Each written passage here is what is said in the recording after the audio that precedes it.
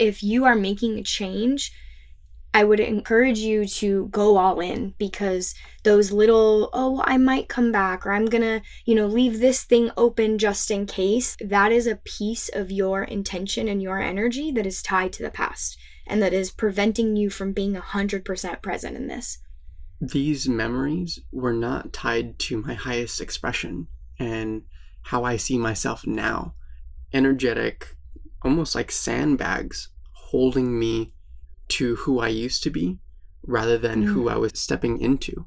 The alchemical magic that was that time of releasing everything and completely purging our identities and our patterns and our comfort and our lives. And what it really came down to is this realization of, I am outsourcing a part of my identity, happiness, pain, etc. onto something. I was relying on other things to shape the identity of who I remembered myself to be, rather than allowing myself to be who I am in the moment and releasing these objects that had parts of our identity tied to it. It helped me see who I really was. Core lesson number 1 of this journey was, nothing outside of me is me, and I can literally let go of and did every single thing around me and live in a tiny little trailer with just the necessities and be the fullest expression of who I really am. We're not meant to be attached to things or physical property. We are here to steward for a season or for a lifetime, as long as God asks us to. Just because something is hard or uncomfortable or challenging does not mean that it is wrong or bad. In fact, I have a radical theory that the hardest thing is the thing you should dive into head first. We have done that for years now, and it has resulted in us overcoming every single one of our fears. Sit down. What scares you the most? Commit to doing that. And I promise you, at the end of that, you will be more free. I learned through years of suffering that the pain, the mental illness, the grief, everything that comes from being comfortable, it is not worth, in the grand scheme of things, the short amount of time that suffering exists to challenge ourselves to be a better version of ourselves. In that small amount of time, the suffering, while it can be acute in many ways, it actually results in a stronger us, rather than just living a life of low-grade suffering. I would really encourage you, if you are going to go on any type of journey, even if it's just getting rid of some item in your life that you're super attached to, or selling everything you own and doing this journey, don't give up, because it is always the darkest right before. And I have seen infinite examples in my life of people who start to make the decision and then think that they can't possibly handle the discomfort and they give up. Don't give up. Keep pushing through that discomfort. Welcome home to the Loving Consciously podcast. My name is Amaris. And my name is Eric. And if you are like us, nobody taught you how to love. We are best friends and life partners here to vulnerably and authentically share our journey while exploring the sacred realms of love, consciousness, relationships, spirituality, and all that they encompass. The intention of this show is to help you consciously relate to yourself, others, and everything else in this universe. Together, we can embody a more intentional and fulfilling way of giving and receiving love. Loving consciously. Through 8 years together, we have had the opportunity to overcome deep patterning and programming, as well as trauma related to mental health, addiction, pregnancy loss, infidelity, and immense grief. After 6 years of experiencing these challenges with no knowledge on how to heal or love each other, we separated. After us both spiritually awakening and recommitting, we formed our conscious partnership and have spent the last 2 years cultivating a divine union founded on unconditional love, devotion, and commitment to personal growth. Thank you for joining us and doing the work alongside us as we explore this beautiful world of love and consciousness to co-create a new world of love. As you courageously walk this path, remember to have grace with yourself and know that you have both the capacity to love consciously and the power to always choose love. Blessed day, and welcome back to the Loving Consciously podcast. We are so excited to have you here with us today. We have a very special episode in store for you. Today is the day we are finally talking about our RV journey. This is going to be a very powerful and very diverse episode. We are going to cover the whole thing, and it's going to really be in kind of two parts, which is going to be leading up to the journey and the journey itself. What we learned and some of the beautiful experiences we had, some of the challenges we faced, and just really, really profound and potent lessons that came out of this. You know, how to be self-sustaining, how to overcome consumerism and escapism and attachments, how to live this life, and the beautiful people we met along the way. You know, something that we reflected on the other day was we have seen more of this country than any sitting president, and really than probably 99% of the people in this country. To say that you have seen every single state and national park is pretty wild. We are talking about the lower 48 states here and the landlocked national parks. So there are 4 that we didn't get to see that are islands because we're not taking our RV off the coast. But so yeah, I think we can just start by how the heck we got here, because it's a really beautiful story and there's a lot of really profound lessons that we learned along the way. And so this lightning idea, if you will, came to us years before we did the journey. It was actually when my father had passed, and we had actually a few different times almost bought a trailer as kind of like a weekend or side thing. And it was just this dream. This was years ago. So this would have been, I think, 4 years ago when the van life thing was going viral on social media. And it was just like this beautiful dream that our souls were calling us to, and our fear would just not allow us to step into. You know, I've got my job and I've got my house and I can't live without all this stuff in this house and all of these different, what would we do? Like, what if we break down? We don't know how to fix a car. I mean, all of these things come up in your mind. And so there was always just a reason not to. We just never really kind of did it. And then in August of 2023, that was like what, our 7-year anniversary. Years, yeah. We were in a really challenging time. And yeah, I just was really, really ready to make this plunge. And you still had a lot of resistance. And we had had a really big moment of conflict. And I had left the house to get some space. And it was just made very clear to me that it was time. It was time to do this. And I needed to do this. And I sent you a message and I told you, I'm doing this. With or without you. If you want to stay with the house, if you want to stay, like, you're more than welcome to. I'm doing this. And you had messaged me back and, you know, said that you wanted to come with. And so I picked you up and we went to the RV place in Portland down the road from our house and found this trailer. And it was such a beautiful moment because we're going to multiple places and we're looking at trailers and RVs and all these different setups. And I literally remember seeing ours. It was in the corner of the lot and it looked unlike anything else we'd seen. And we walked into it and we both didn't want to leave. Like, there was a very palpable, I don't want to walk out of this. And yeah, we bought it that day and we brought it home a couple days later. And that kicked off this journey. Yeah, it was a really spark of the moment decision. Looking back at just where we were at the journey, we had been really waking up spiritually and making different changes in our life. And you were a little bit further along in terms of the surrender and really listening to your intuition and where God was leading you at the time. And for me, I was definitely dancing in between both worlds of, you know, part of me still holding on to our past life and our experiences in Portland and really committed to attempting to transition that into a more conscious lifestyle. It became clear through that process that that's not where God was leading us. It was more so a full death and rebirth that was asking to happen. And I'll admit, I was very much in that space of, you know, trying to have both. And it was you making that decision for yourself that really put me in a position where I couldn't ride the line anymore. And I had to make a decision, you know, am I willing to fully commit to this? Or do I want to stay back? Do I want to try and make both lives work. And it was a really important decision, and I'm glad that, I followed and allowed, my spiritual and connected, loving feminine to lead the way in that sense.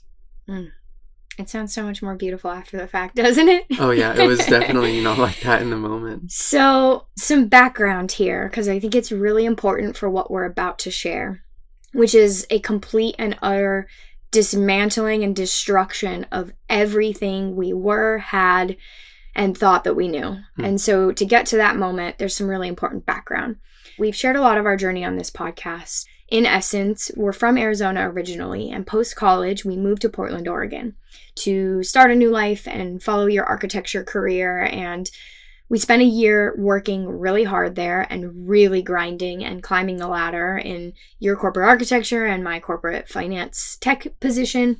In summer of 2020, we bought our first home. And this house had so much energy tied to it because first and foremost, it was our first home together. It was the first thing either one of us had ever owned. It was bought at the height of what was going on in 2020. And so it was at that time a really bold and terrifying decision. It was a $500,000 house. As first-time home buyers in the middle of very uncertain times, either one of us could have lost our jobs. We put a significant down payment into this home. And it was our dream home. When I tell you this home had been on the market for months, it was a full gut remodel. It was absolutely beautiful. It was on half an acre. It was a 3-story open floor plan, stone fireplace, just beautiful, beautiful property, trees all around it. It was everything that we'd wanted. And so we went into this with full intention that we were going to raise our family in this home. And we poured our hearts and souls into this house. I am talking not just money, blood, sweat, and tears. We did multiple 30-yard throwaways of cleaning up this yard, just this labor of love all day, every day on the weekends for over a year, reclaiming this property that hadn't been loved. I had painted by hand murals all throughout the house. And this was also where we went through that really difficult year of grief and loss. And so this was the home, we went through our dark times in, which we've shared a lot about on this show. This was the home we thought we were bringing our daughter home in and miscarried our daughter in. This is the home I grieved my father in. And so there was a lot of energy tied to this house. And we had ended up having it for over 3 years.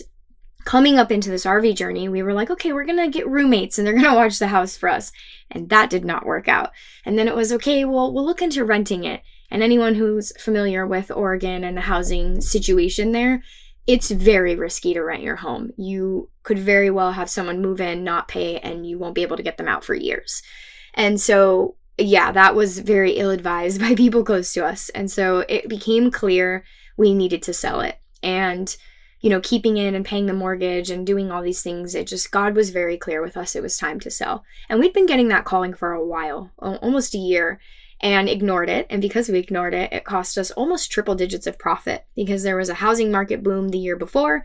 And then by the time we sold, we still made a really hefty profit. It's just a lesson of when you get these moments and these callings, the universe, God is guiding you. It's time now. And the longer that you wait, the less beneficial that decision will be. And the universe, the way that it works is, it's always going to reroute and work for your good in that moment. And had we listened the first time, it would have been a different situation. So we ended up listing the house, and we get to this place of, we have a 3-story, 3-bedroom, 2 living room, 2 office house that is fully furnished.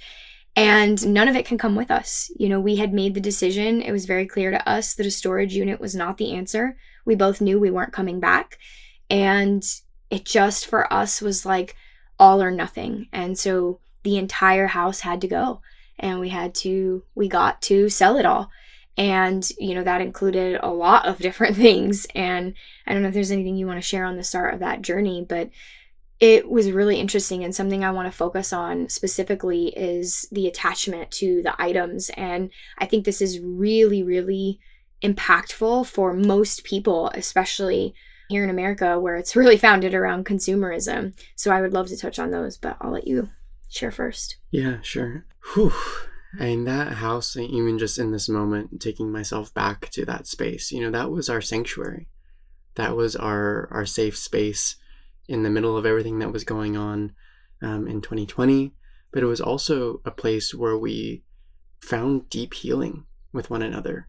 It became, through our spiritual journey, a space that was harmonious and that people would actually enter and find healing. Between all of the labor of love and stewardship of that land, it was really challenging to accept that God was asking us to let it go, because it just felt so much like an extension of me. It was because of that very reason that I see now, looking back, that is why God asked us to let it go. We're not meant to be attached to things or physical property. We are here to steward for a season or for a lifetime, as long as God asks us to. We did exactly what was meant to happen with that house. We breathed new life into it. We restored the energy. We healed it. It healed us in many ways. And we were ready to pass it on to the next family. Yeah, there's a lovely family that's in it now, and they are taking great care of it. And yeah, something for us, I think we talked a lot about that was just super clear, was not getting a storage unit for this whole RV journey or van life journey. A lot of times people have family or they do get a storage unit.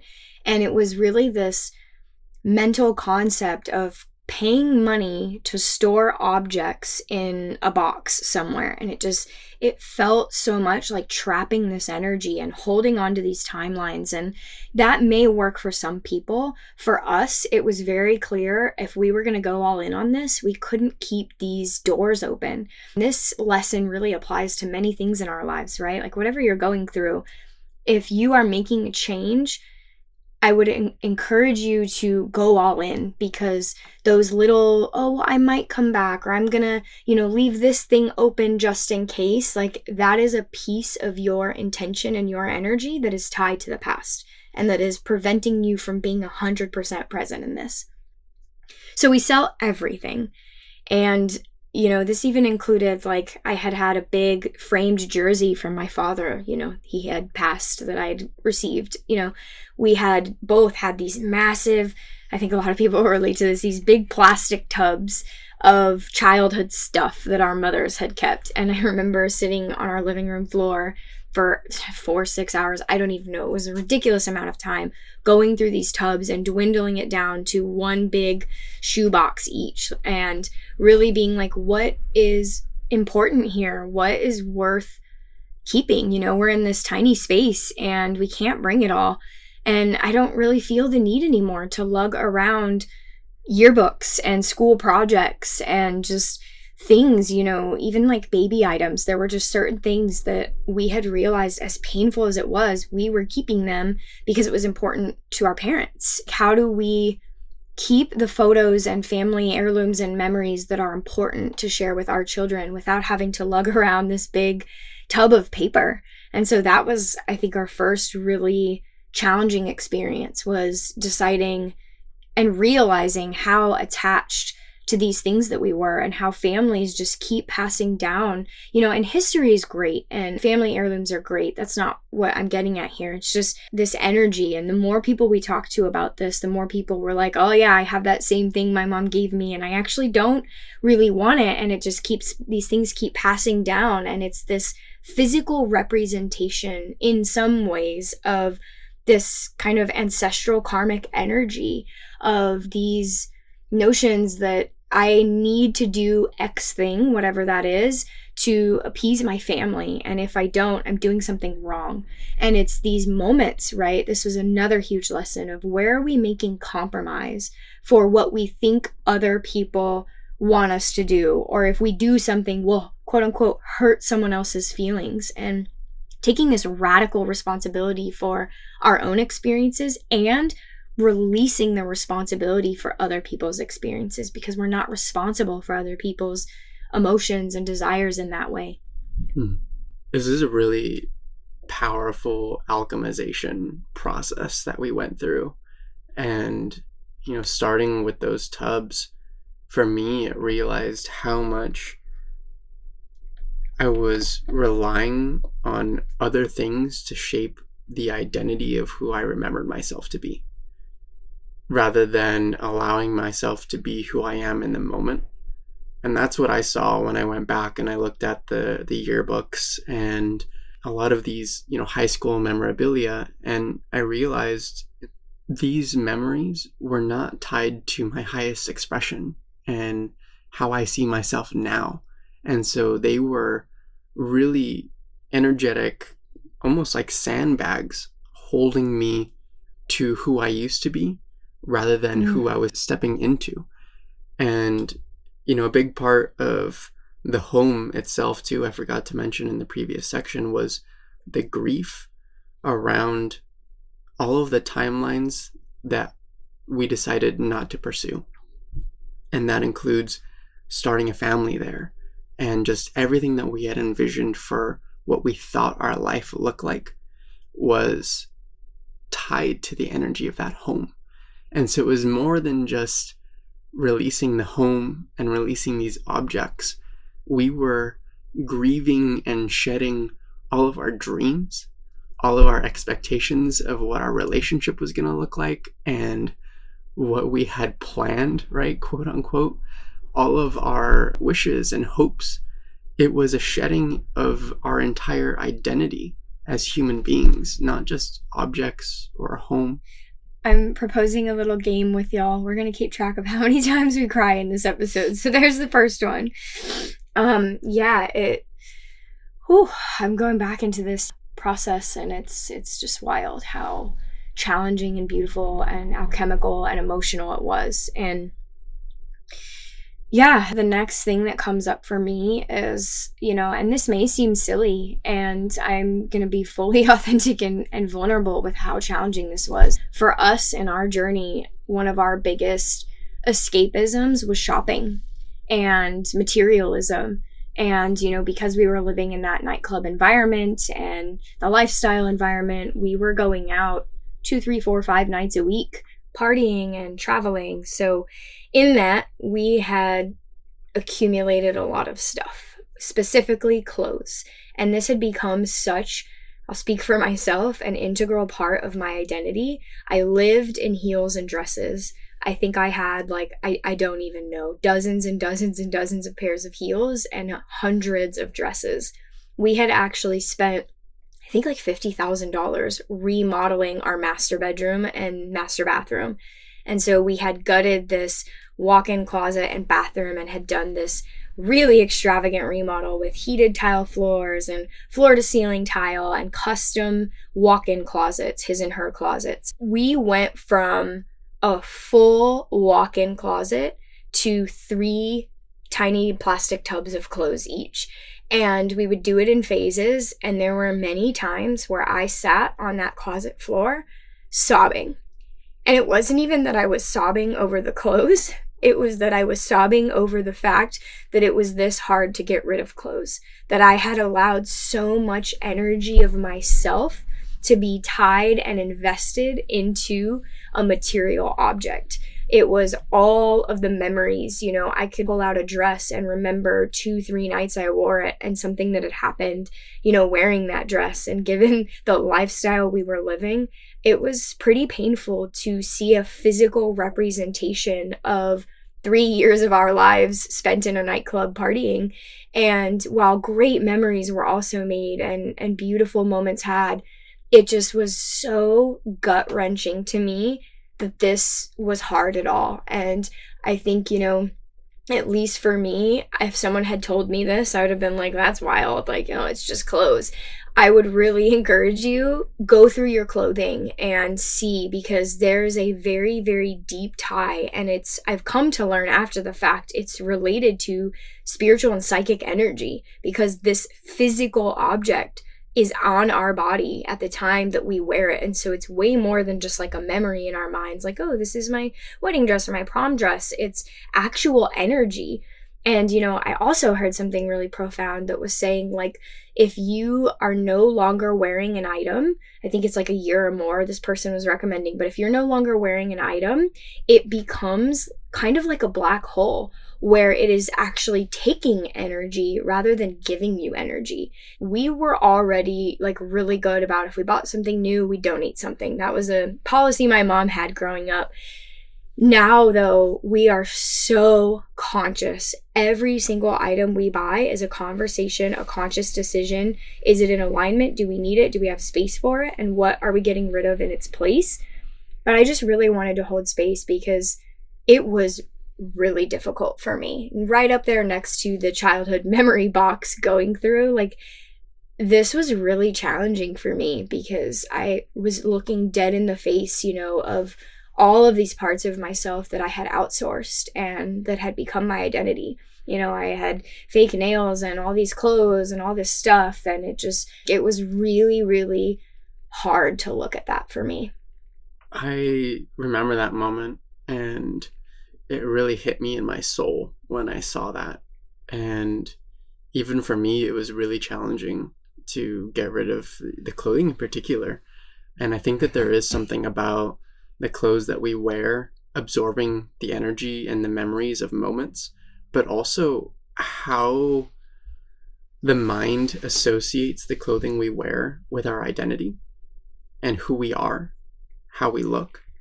And it's not necessarily a dangerous thing, but it's something to keep in mind, because if we are fully viewing ourselves through the lens of which we appear, then we're not seeing the full picture of our soul and what's beyond that. And so releasing this clothing and releasing these objects that had parts of our identity tied to it was, yes, painful at times and really uncomfortable. And what it did was, in stripping all of that away, it helped me see who I really was beyond all of that. And I look at these objects, if you're familiar with Harry Potter and kind of the idea of Horcruxes, where fragments of the soul were actually put into objects, this is very real spiritual knowledge. We put our soul, essence of our energy, into the objects that we interact with, that we carry. And when we are not in communion with those objects anymore, like you were saying, they now act as a hole through which our spirit and our soul can be actually siphoned out into the universe. You touched on something so important, and rather than sitting here and going through many more examples, because there was your kitchen stuff for you, so there was my fish tank for me, all of these different things, my bookshelf. I had this big bookshelf. I always wanted to have a big bookshelf, keeping every book I'd ever read and 100 that I hadn't read yet. And what it really came down to is this realization of, I am outsourcing a part of my identity, happiness, pain, etc. onto something. So for example, the fish tank, I remember the day it was time. I had a big 40-gallon beautiful fish tank in our bedroom. It was like a labor of love for me. I got that fish tank after my father had passed, and moving through like our miscarriage, it was like a pseudo mother thing, right? Like I called my fish my babies. And so each step of the way, I realized, oh wow, there's like hidden grief in here. There's hidden attachment in here to the materialism and all this stuff. Like I feel like being surrounded by all this stuff, I'm safe, I'm comfortable, like look how much stuff I have. And it's so easy to say, well, I don't think that about my stuff, until you sit down and are like, okay, I'm gonna, get rid of all my clothes I don't wear, or all of my books I'm no longer reading, or whatever thing it is you have in your life that you have a lot of. And so before we move on here, I just really want to invite and encourage, you don't have to be a minimalist. There's nothing wrong with having nice things. There's nothing wrong with having things. Are they serving you? And are you keeping it because it is actively serving you in this moment? Or are you keeping it because it served you in the past, or it has a memory, or there's an uncomfortable emotion that you don't want to face in releasing it? When we do release these things, I literally felt like I had a new lease on life. 90% of my bandwidth and mental energy was unconsciously and subconsciously attached to all of this stuff, my dad's stuff, my baby's stuff, my fish tank, my books, all this stuff in my house, this bucket of childhood stuff that I never look at and lug around for decades to maybe give to my kid one day. All of that stuff was released, and it gave all that energy back to me. And suddenly I had so much mental space and so much capacity for new experiences. And when I released it, I'm like literally moving my hands like a wave, like just this wave of energy purged out, and 1,000 doors opened. Mm-hmm. Mm-hmm. I mean, just look at the etymology of the word stuff. What are we doing? We are stuffing our life full of things. And when we get rid of all of the stuff, there's space, there's clarity, there's a lightness that comes. It's making me think, I'm getting this really loud download of our outer reality as a reflection of our inner reality. Mm-hmm. And so the more stuff that we have around us, the more stuff that we have within us. And that is, I think, core lesson number 1 of this journey was nothing outside of me is me. And I can literally let go of and did every single thing around me and live in a tiny little trailer with, just the necessities and be the fullest expression of who I really am. That's beautiful. And what it did too is bring reverence back to how we interact with things. Like you were saying earlier, inherently having things is not bad. It's how are we interacting with the things that we have. And so since we cleaned the slate and lived a minimal life, now anything that we do bring into our life is very intentional, and there's just reverence that comes with it, an appreciation, a huge level of gratitude. And so we are interacting in a conscious way with the things that we have in our life. So that's chapter 1. We completely and utterly dismantle our lives, from our jobs to our homes to everything that we own. And we get this trailer, we park it in our driveway of our house as we're going through many yard sales and selling and donating of things, multiple full Tahoe carloads to various organizations of donations. And yeah, it ended up taking us 2 full months to do this process. And in those 2 months, we move into chapter 2, which is we were actually living from night 1. And this is how you know you made the right decision. Not only did we not want to leave it when we bought it, we parked it in our driveway a few days later, and we lived in it from that night on. This was our home, and we knew it. And so we park it in our driveway, and we start to try and figure this out. So we did a really interesting setup, and it's one of the best decisions we've ever made. 0 regrets, and we'll tell you why. We have a 28-foot Jayco J-Flight travel trailer. It is the #1 selling travel trailer in America, and we have their upgraded model. So it has like all the fancy accessories. We have like speakers in our house and upgraded rims and different things. Our roof is walking grade, so we can get up on our roof. We have a full bathroom with a tub. We have a full kitchen, stove, oven, everything. Slide out, a living room, a couch that folds into a bed, and it actually had a king-size bed in the bedroom that we cut down. And so we have this travel trailer, and we decide to tow it with our Tahoe, which was actually my father's car. And so what a beautiful way to spend 13 months of our life, driving our house and everything we own, which isn't much anymore around the country, in the car that I inherited from my father. Like he literally carried us through this journey in more ways than one. And so we move into this thing in our driveway, and we start trying to, customize it and remodel it and go through the painstaking process of realizing every single thing in our lives had to change. Like, for example, all of our cleaning stuff. You can't bring a full-size broom in here. You can't bring a full-size vacuum in here.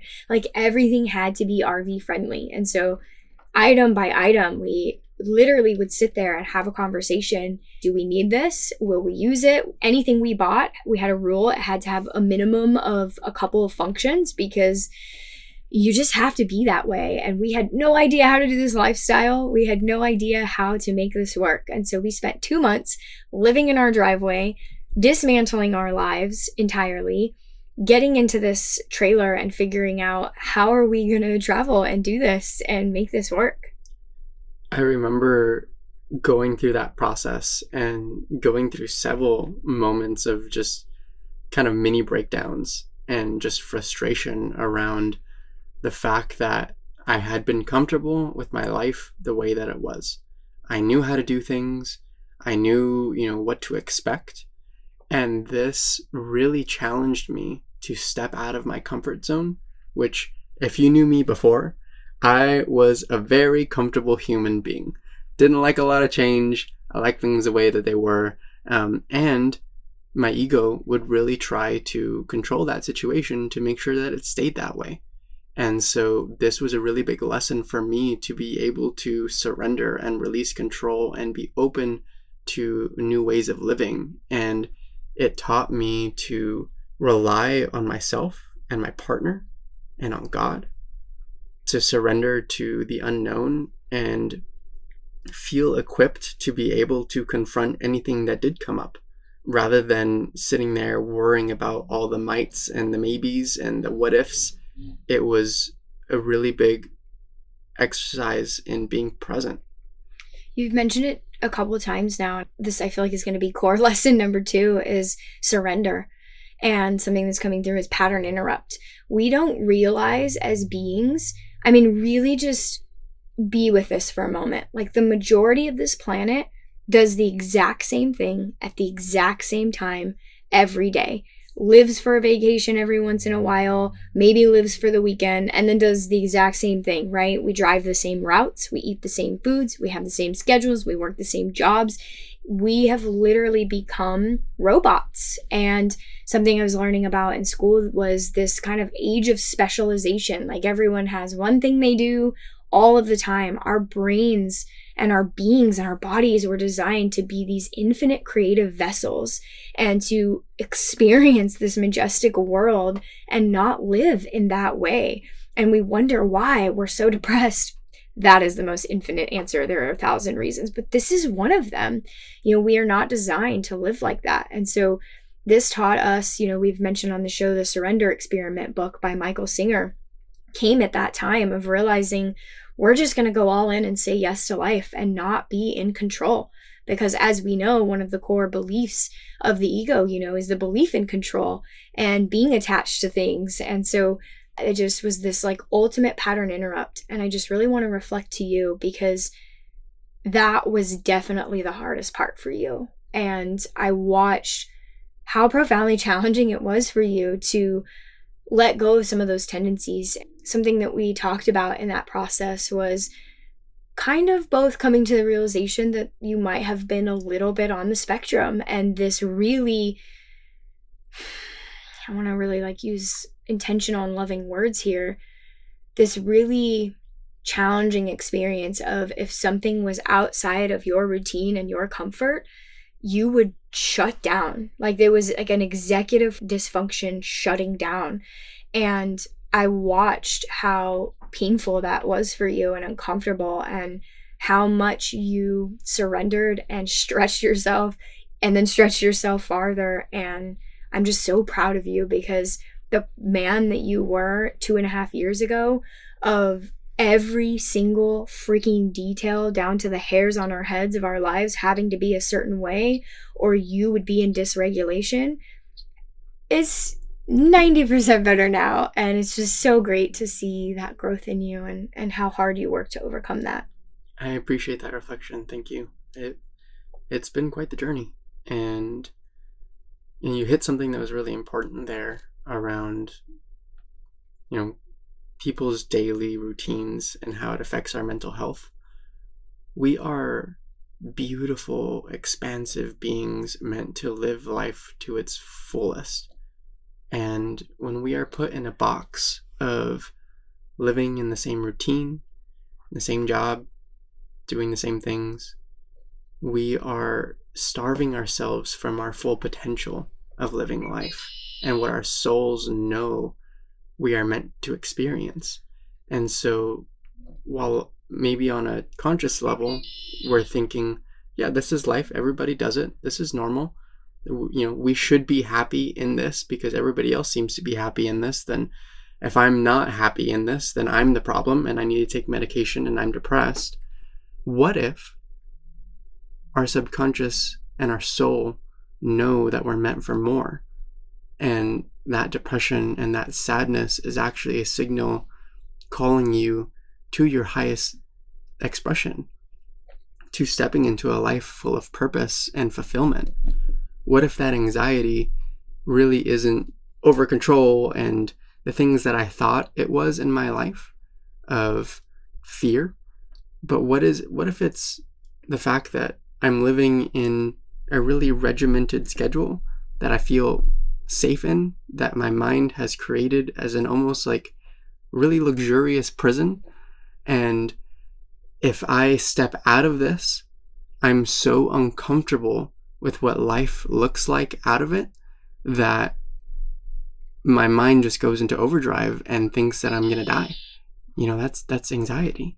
And through pushing through that uncomfortability, that crunchiness, into reclaiming who I was and that power and that sovereignty, and saying, no, I can make a change in my life. Oh yeah, no, I can do this.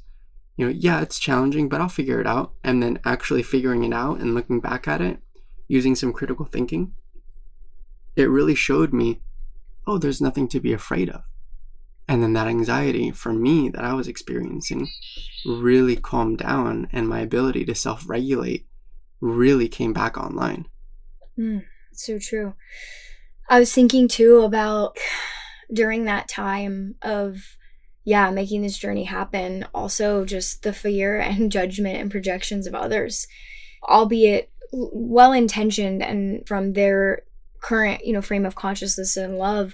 We had a lot of people around us that were like, what are you doing? You're selling your house.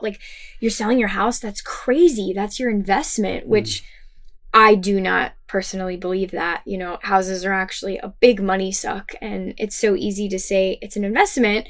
It's only an investment if you sell it, and you're not going to sell it because you live in it, and then you just keep buying another one. But I digress. We had a lot of people, family and close friends, that were like, how could you be getting rid of all of your clothes? Like, this is all your stuff. You love this stuff. Why are you selling this investment? You're not going to have a home. You're going to live in a trailer. I remember, and bless her heart, and it's deep love, and I love this woman very much still today.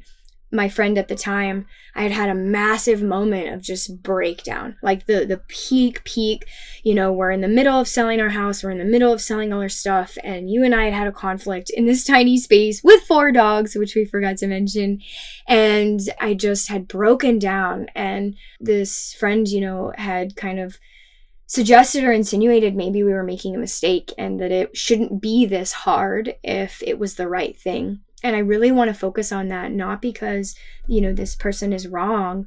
It was from deep love. And again, from their perspective and consciousness. It's really common in these situations. We've heard from many, many, many RVers that people will project onto you their unmet fear and anxiety and attachments. And that was a very real experience, because I really want to be very clear, just because something is hard or uncomfortable or challenging does not mean that it is wrong or bad. In fact, I have a personal opinion and radical theory that the hardest thing is the thing you should dive into headfirst. We have done that for years now. It has never led us astray, and it has resulted in us overcoming every single one of our fears. And I do not say that lightly. From jumping off of a bridge to overcome fear of heights, to you overcoming your fear of bugs, to me swimming in the open ocean with sharks to overcome that fear. We literally live a life philosophy of, if there is anything that is scaring us or causing anxiety, or that we think about that object and it's like, oh, there's an attachment there, it's an immediate do the thing, get rid of the thing, make the jump. Because we are radically living a life of surrender and acceptance and release and freedom. And that is really what came in the end, was this undescribable, I could not put into words the level of freedom that we have. Everywhere we go, when we interact with people, they point out that we feel so free and light. And we've literally been told it's like you're floating. And it's, yes, the spiritual side of things and the deep inner work. And we are free. We have no mortgage, no bills, no attachments, no debt, nothing. We don't owe anyone anything. We literally have one bill, and it's our phone bill. That's the only contract in this universe we have. We are free to take ourselves and our house anywhere at any time. You know, I'm not glamorizing this life. We'll get into it more. There are many challenges. It's an adjustment. And RVers are some of the freest people I've ever met. And it really is just fully overcoming that fear, that attachment, that doubt, all of these different things. And so just a big lesson there of do the scary thing. Whatever scares you the most, do that. Like if you want $1 million life coaching advice, it's this simple, y'all. You don't need to buy courses. You don't need to do anything. You don't need to read any books. Sit down. What scares you the most? Commit to doing that. And I promise you, at the end of that, you will be more free.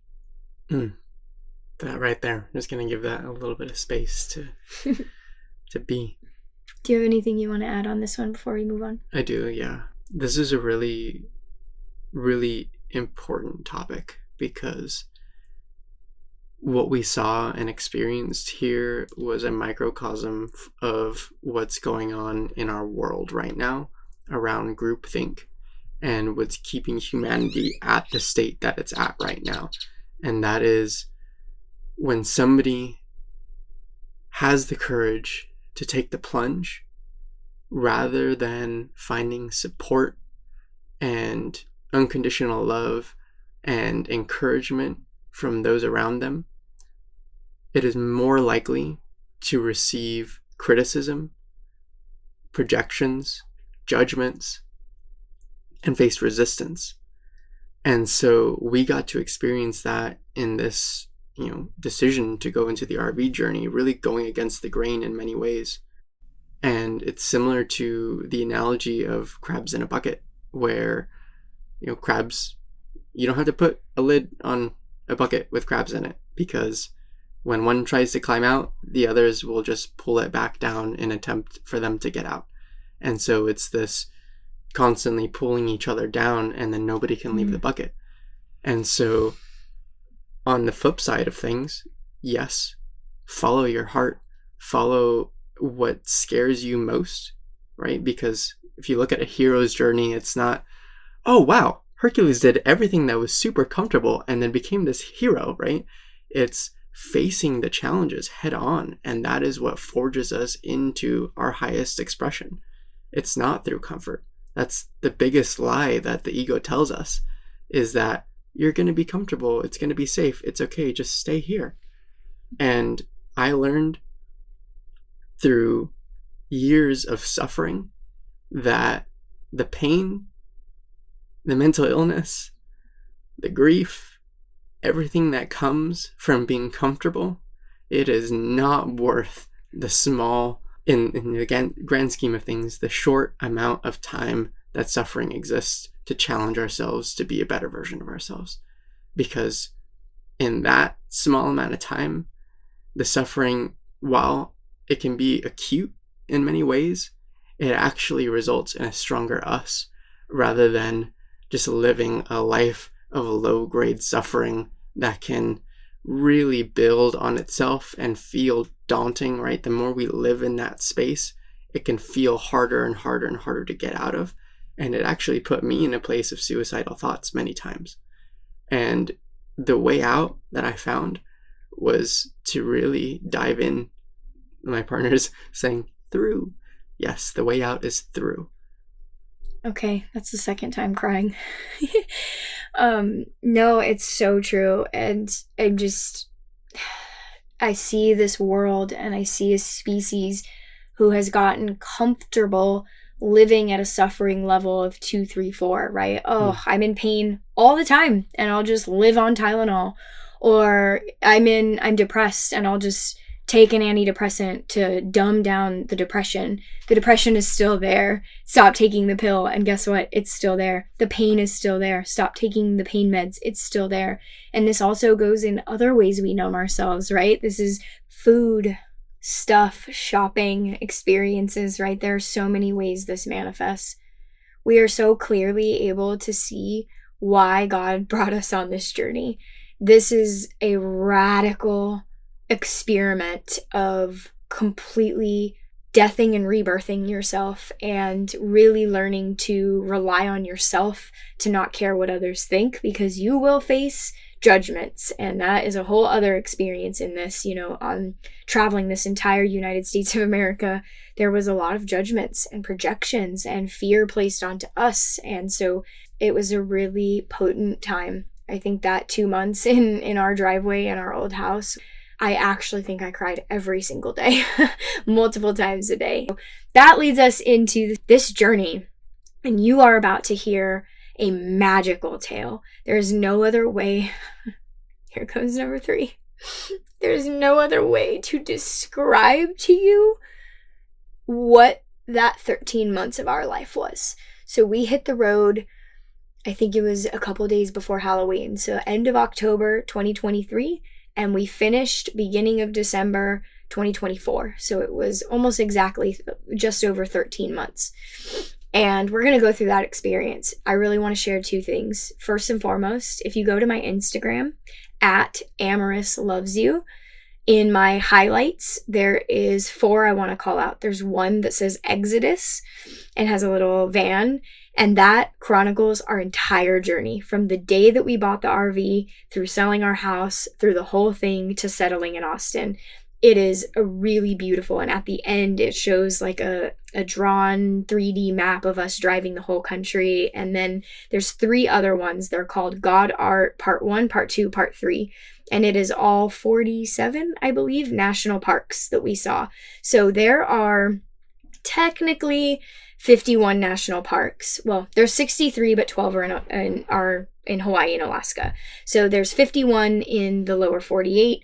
4 of those, or 3 of those are islands, and 1 of those is the St. Louis Arch, which is a super big scam and not a national park. So of the official landlocked lower 48, we saw all 47.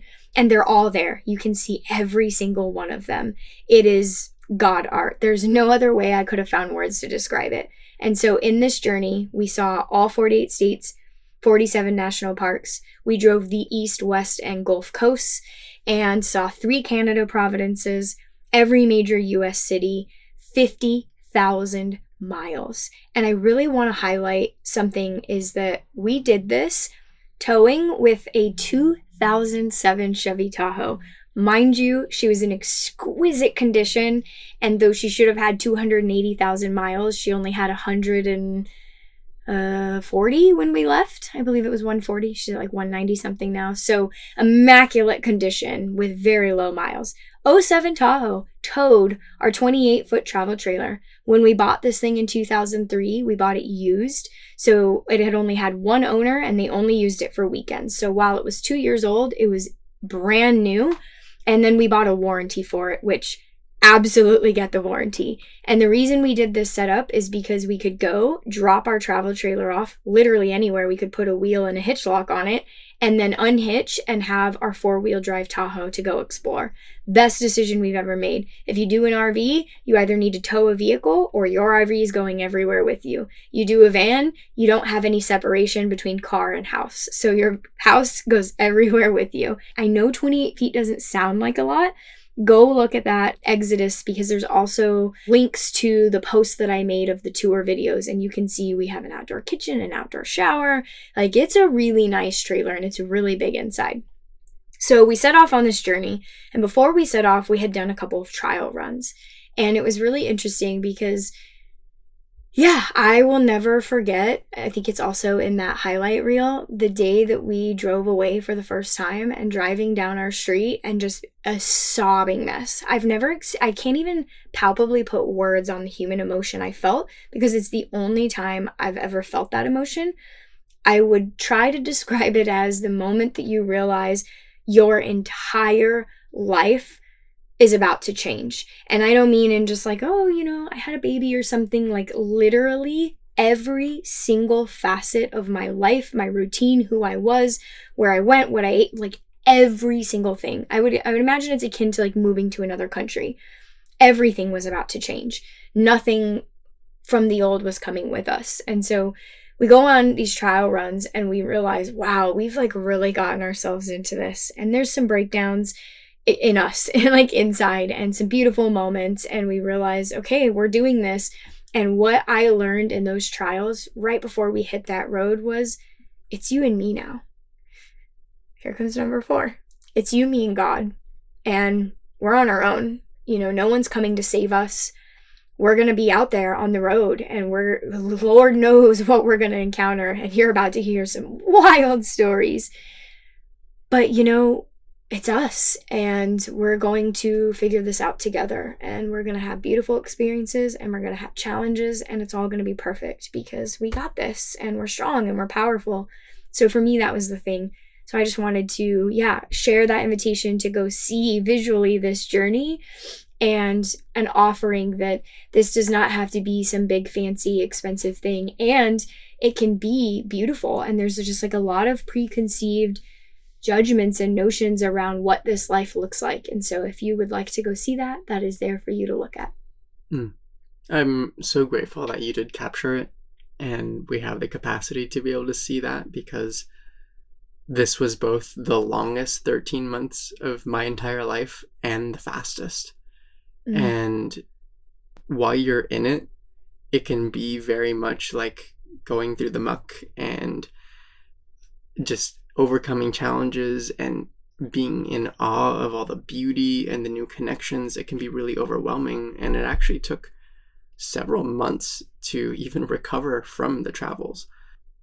I remember when we were doing these trial runs, and I had some pretty intense breakdowns during that experience. Yeah, we both did, for different reasons. And there was a lot of doubt that started to creep in those first couple of trial runs, right? And when we made the decisions in our hearts to do this, we're kind of all in people. And so we knew that that commitment was there. And even with that commitment, my ego and my mind came in and was like, you can always go back. We haven't sold the house yet. This is uncomfortable. What if we just don't? You know?